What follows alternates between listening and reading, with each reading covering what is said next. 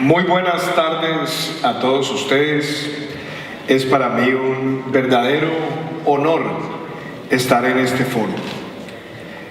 Hoy escuchaba yo que los temas centrales eran innovación, economía circular.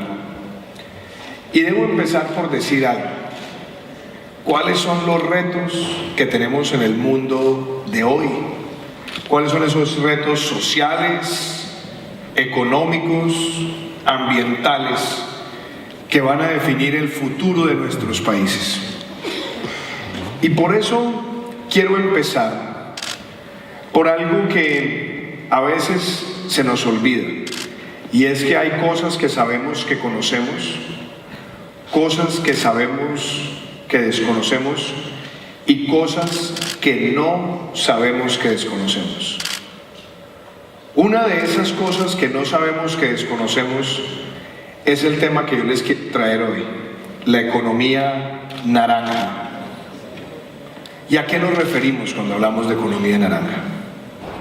Nos referimos a esos sectores de la economía que para muchos son triviales o que no son lo suficientemente vigorosos, pero no saben en realidad lo que hay detrás. La economía naranja reúne 4 grandes bloques.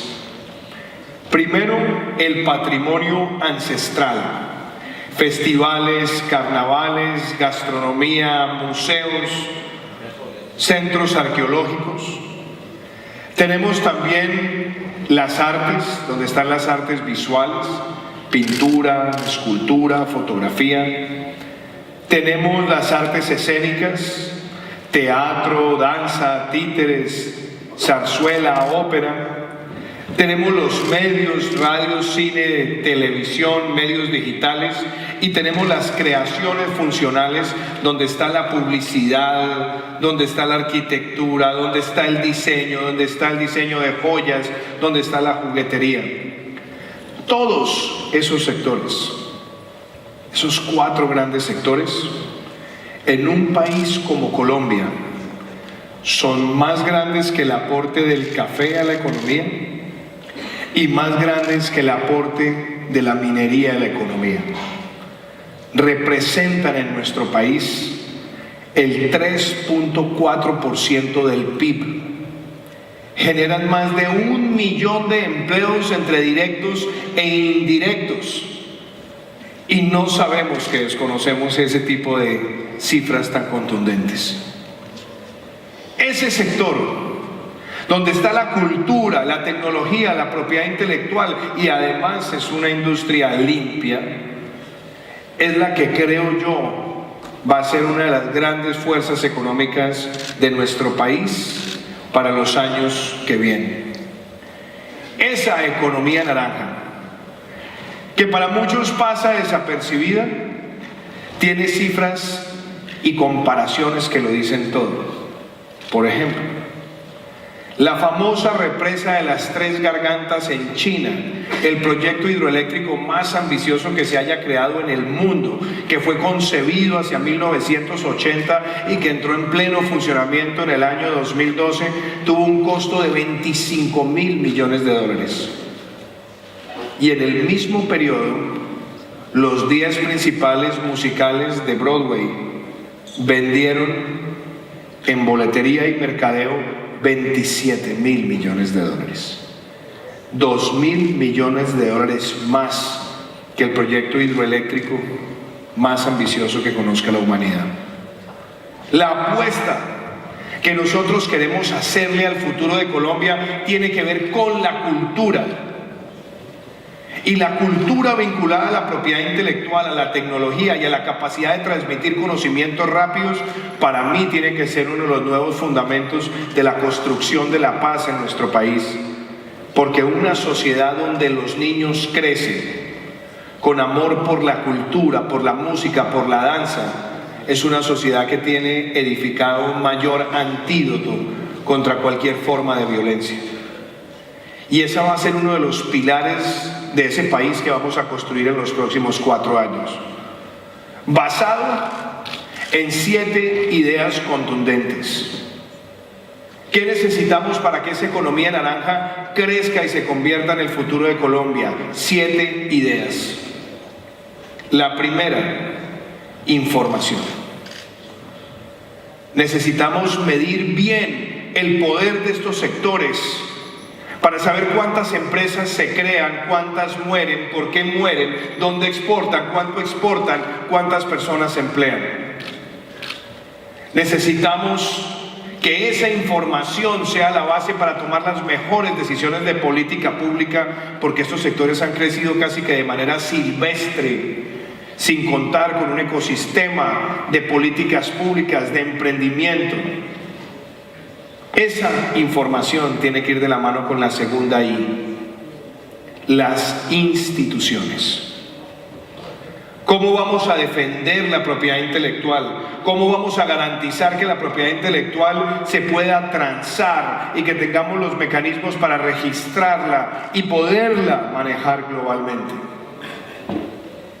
¿Cómo vamos a hacer para que haya instituciones públicas, privadas y público-privadas, entre ellas con el apoyo de mecanismos de mecenazgo, donde las empresas puedan constituir y avalar el concepto de responsabilidad cultural empresarial?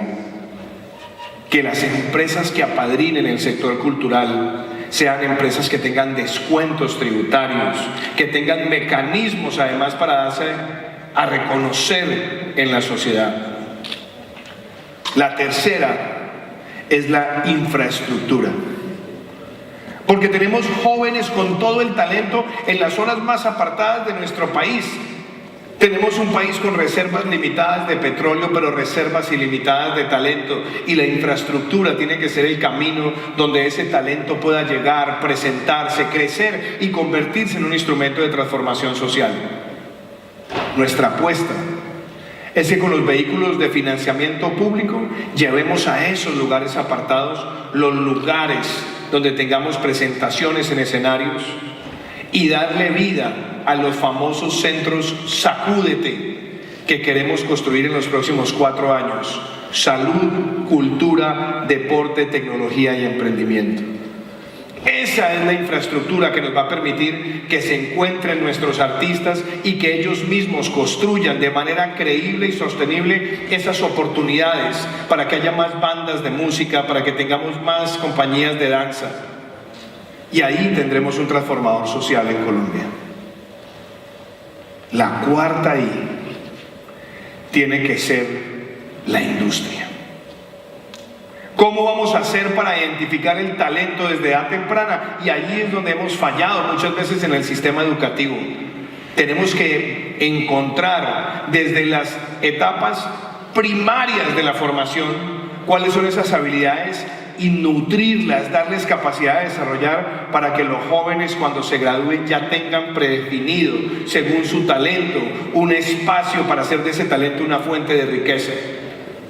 Y ahí necesitamos que los fondos de emprendimiento para las industrias creativas estén disponibles y que esos fondos le den ese recurso, primero como capital ángel, después como capital inversionista y después como fondos de capital de largo plazo. Que la formación empresarial también permita que se conecten profesiones tradicionales con esa economía naranja, que los administradores de empresas, los abogados, los ingenieros industriales se encuentren con esos artistas para que esos emprendimientos tengan la posibilidad sobre la conexión de habilidades y talento progresar. La quinta I, la integración. Yo digo que el reto que tenemos aquí es tan sencillo como crear, y lo digo acá en España, un MICO, un mercado interamericano de contenidos originales, donde nuestros productos se puedan co-crear, co-distribuir, coproducir, co-consumir, coproteger. Y eso nos permite que rompamos fronteras, porque si tenemos esa coproducción como eje central de esa innovación cultural, el producto que se transa en un país es considerado también del país donde están todos los coproductores. Si es una coproducción colombo-española, es un producto español y es un producto colombiano. Y lo puede ser de cualquier otro país de América Latina, y eso facilita que tengamos más héroes. Y héroes que están en la industria cinematográfica, en la industria musical, que están también en las compañías de danza y de teatro. La sexta I es inclusión. Esto no se trata solamente de promover el emprendimiento, sino también de entender que la cultura es un mecanismo para cerrar brechas sociales. Y ahí es donde me gusta referirme a dos anécdotas. Federico García Lorca, el famoso poeta español, fue a inaugurar la biblioteca de su pueblo natal, Fuentevaqueros, y dijo: si yo tuviera hambre, pediría medio pan y un libro, porque no hay peor hambre que el hambre de conocimiento que no se puede saciar. Si permitimos que ese conocimiento sea inclusivo, incluyente, tendremos una sociedad donde las oportunidades no solamente van fluyendo, sino que la generación de empleo cultural se convierte también en una avenida donde el talento se multiplica a través de la propiedad intelectual, generando ingresos. Y la última I, que viene vinculada también con la anécdota del discurso de José Saramago cuando recibió el Premio Nobel de Literatura y dijo: el hombre que me enseñó a amar las letras era un analfabeto, y era su abuelo, ese labriego del Portugal rural que lo llevaba a la biblioteca pública para que aprendiera mientras se labraba el campo, y su nieto fuera y pudiera tener las oportunidades que él no tuvo. Es porque cuando la inclusión cultural abre las puertas, desaparecen las brechas que vienen predeterminadas por el tamaño de las billeteras de los padres de nuestros niños. Y por último, está el concepto de la inspiración. Esa es la séptima I. ¿Cómo vamos a inspirar el cambio? ¿Cómo lo vamos a lograr? Y es allí donde necesitamos nuestros héroes de la economía naranja, transmitiéndole con su ejemplo a las juventudes venideras ese deseo de ser como. Cuando vemos héroes como Juan José Campanella, como Edgardo Osorio, fundador de la marca de zapatos Acuazzurra, cuando vemos casos como el de Leonor Espinosa de la Osa, la mejor chef del mundo, la mejor chef mujer del mundo en el año 2017, lo que estamos mostrándole a nuestra juventud es que en esa economía naranja hay una gran oportunidad. Y quiero ser el presidente de Colombia que le dé a la cultura el papel que nunca ha tenido en la agenda de desarrollo, porque es con cultura como generamos ese nuevo ciudadano del siglo XXI. Por eso ese es el primer color que quería compartir hoy con ustedes. Y el segundo es como ese color naranja, esa economía naranja, se encuentra con el concepto de crecimiento verde. Vengo de un país hermoso, lleno de riqueza, que tiene más de 1.140.000 kilómetros cuadrados de superficie y casi 900.000 kilómetros cuadrados de suelo, de contexto marítimo, de ecosistema marítimo. Esas dos realidades, superficie y riqueza marítima, nos permiten a nosotros ser el país con mayor diversidad por kilómetro cuadrado después de Brasil.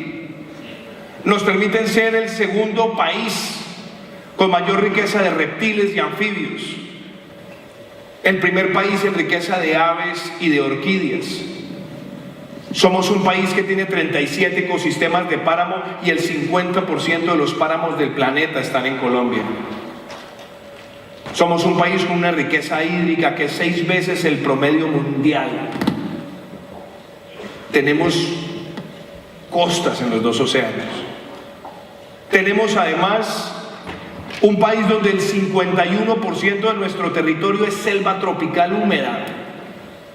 Y eso nos invita a reconocer que lo ambiental no puede seguir siendo visto, como muchos lo pensaban, como un costo o como un pasivo. Es un activo.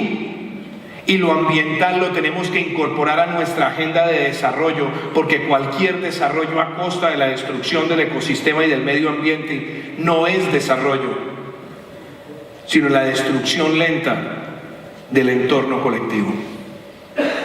Esa riqueza natural, ese verdor de Colombia, es lo que también me hace traerles a ustedes hoy una reflexión, y es que hay que corregir las cosas que van mal. Estamos viendo una deforestación en nuestro país que son casi 200 hectáreas año. Ha llegado el momento de decir basta. Tenemos 40% del territorio con riesgo de erosión. Tenemos además especies que están desapareciendo porque no sabemos valorarlas. Y tenemos además el reto difícil donde la producción de coca elimina selva tropical húmeda afectando ecosistemas, y en algunos lugares hemos hecho expansiones de la frontera agrícola de manera irresponsable. Ese concepto del crecimiento verde es el que yo quiero promover en Colombia para que no sigamos viendo más esos riesgos y entendamos que el medio ambiente y la economía circular es el futuro. Por eso lo digo en este foro y no siento ningún reato en compartirlo con ustedes. Quiero fijar esa agenda de futuro en Colombia, donde sea el presidente que a partir del 7 de agosto le plantee a los colombianos que para el año 2030 quiero que el parque automotor particular esté dominado por vehículos eléctricos. Quiero que todo el transporte público migre hacia esas energías renovables. Tenemos un país donde la capacidad instalada de energía son 16.600 megas y menos de 50 son renovables. Y en los próximos 4 años, la meta es llegar a 1.500 megas de capacidad instalada de energías renovables, donde tengamos el trabajo fotovoltaico, eólico y de biomasa, para que esas fuentes se conviertan en fuentes sostenibles de energía para Colombia. En ese concepto de economía circular quiero ser el que impulse con el sector privado una plataforma de emprendimiento donde los botaderos de basura dejen de ser el común denominador y lo que tengamos sea la transformación, donde la eliminación a partir de plasma se convierta en una fuente de energía capaz de abastecer las redes en muchas de nuestras ciudades capitales para los años venideros. Y desde luego, hay que sembrar una nueva cultura ciudadana. Quiero promover esa cívica y esa urbanidad del siglo XXI que también empieza por reducir sustancialmente la huella individual de carbono, saber reciclar, reducir, reutilizar, y que en los hogares colombianos crezcan con esa nueva responsabilidad, donde haya una cultura de aforestación y reforestación empresarial, donde tengamos además el buen criterio de proteger las cuencas hidrográficas, que la planeación de nuestras ciudades deben de ser intensivas en el manejo de los vehículos particulares, donde tengamos una mejor densificación de la población en las ciudades acercándose a sus lugares de trabajo para que el impacto sobre el medio ambiente sea menor. Y esos dos colores, esos colores naranja y verde, tienen que ser la oportunidad de oro para que el crecimiento con responsabilidad ambiental se nutra de las industrias creativas para hacerlo mejor. Vemos casos como el del gran maestro de la arquitectura Aravena en Chile, que ha logrado hacer construcciones de vivienda de interés social con los mejores estándares ambientales y de eficiencia energética. Luego la arquitectura como parte de la economía naranja se encuentra con el crecimiento verde. Queremos diseñadores industriales que cuando piensan en sus productos vayan reduciendo dramáticamente la intensidad del manejo del plástico para que no estemos contaminando nuestros mares. Tenemos que ser capaces de utilizar la publicidad como un vehículo de transmisión de conocimiento para que nuestros hijos tengan la capacidad de ser también más responsables y más conscientes de lo que afecta a los ecosistemas. Este es el momento donde la animación digital es pedagógica para generar una mejor conciencia ambiental. Esta es la oportunidad donde la música, la danza y el teatro se convierten en vehículos para transmitir también valores desde edad temprana. Es el país donde la cultura cierra brechas y el medio ambiente hace parte del desarrollo. Es el país que va a tener una nueva cultura empresarial, que son las empresas B, de beneficio e interés colectivo, que hoy ya existen en Colombia gracias a una ley que promovimos. Y esas 7 ideas naranja también hacen parte de la ley naranja que fue promulgada hace unos años. Mi meta, apreciados amigos, es que en estos 4 años en Colombia superemos la polarización. Pasemos las páginas del antagonismo político del pasado y nos concentremos en el futuro. En un futuro donde la ética por lo ambiental, donde el valor por lo cultural nos permita ser una sociedad donde palabras como el ampón, el cabecilla, el terrorista, el comandante de frente cambien y nos lleven a ser el país de los pintores, los escultores, los ingenieros ambientales, los diseñadores, los poetas. Ese país es posible, ese país es viable y ese es el país por el que voy a trabajar todos los días de mi vida para construirlo.